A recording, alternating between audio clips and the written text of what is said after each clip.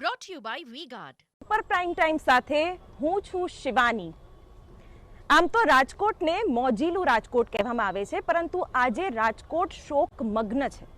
ન માત્ર રાજકોટ પણ આખું ગુજરાત અને આખો દેશ શોકમગ્ન છે, કારણ કે રાજકોટના નાના મહુવા સ્થિત ટીઆરપી ગેમ ઝોનમાં જે ઘટના બની છે, જેનાથી આખો દેશ હચમચી ઉઠ્યો છે। મારી બરાબર પાછળ તમે જે દ્રશ્યો જોઈ રહ્યા છો તે અત્યારે તમને ઝાંખા દેખાતા હશે, કારણ કે આજથી 24 કલાક પહેલા અહીં ઝાકમઝોળ હતી। અહીંયા એક ગેમ ઝોન ધમધમતું હતું કે જે એક પૈસા કમાવાનું માધ્યમ હતું અને નિયમોના લીરે લીરા ઉડાડવામાં આવ્યા હતા। આજે આ ગેમ ઝોન એક એવી ઘટનાનો સાક્ષી બન્યો છે કે જેના કારણે 30 લોકોના મોત થઈ જાય છે। અને નવાઈની વાત તો એ છે કે કોઈ પણ પ્રકારના દસ્તાવેજો કે નિયમો પણ પાળવામાં નથી આવ્યા। અને ત્યાં સુધી કે અધિકારીઓ અને ક્યાંક અહીંના પ્રશાસનના જે લોકો છે, જે શાસકો છે, તેઓની પણ આમાં મેણા પીપણાની ક્યાંક શક્યતાઓ સેવાઈ રહી છે। અહીં રાજકીય નેતાઓના આટાફેરા તો જોવા મળ્યા, પરંતુ ક્યાંય પણ એવી રાજકીય ઈચ્છા શક્તિ નથી જોવા મળી કે જેના કારણે નિયમોનું પાલન થાય। ત્યારે આ તમામની વચ્ચે એક જ સવાલ, અગ્નિકાંડમાં કોનો ખેલ?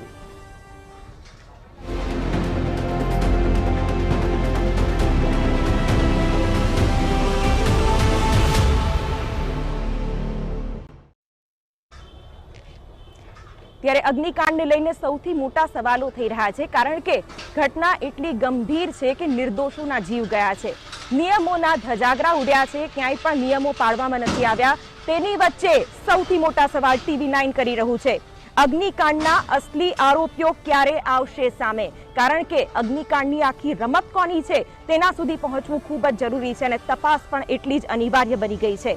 સરકારી અધિકારીઓની સામે ક્યારે થશે કાર્યવાહી? કારણ કે અધિકારીઓની જો રહેમ નજર ન હોય તો કયા કારણે આટલો વિશાળ ઢાંચો બની જાય છે અને કોઈ પણ પ્રકારના દસ્તાવેજો પણ નથી જોવામાં આવતા, તે પણ એક સવાલ ચોક્કસથી થઈ રહ્યો છે।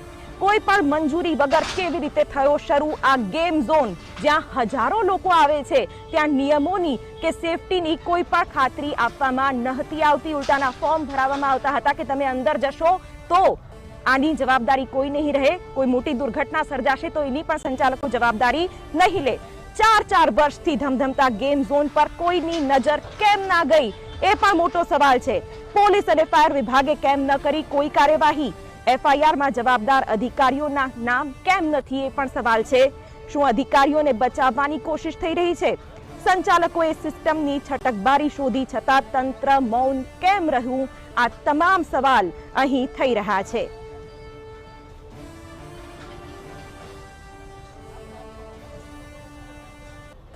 તો અગ્નિકાંડને લઈને જે મોટા ખુલાસા થઈ રહ્યા છે તે પણ આપને દર્શાવી દઈએ।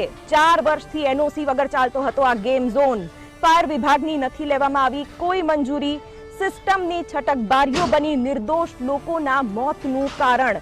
અલગ અલગ સરકારી વિભાગે પોતાની જવાબદારીમાંથી હાથ ખંખેરી દીધા છે અને અત્યારે જે પરિવારો સ્વજનોની રાહ જોઈ રહ્યા છે તેમને જવાબ આપવા માટે પણ એ લોકો છટકી રહ્યા છે, જે ખરેખર આ પરિવારો માટે કરમની કઠણાઈ બન્યા છે।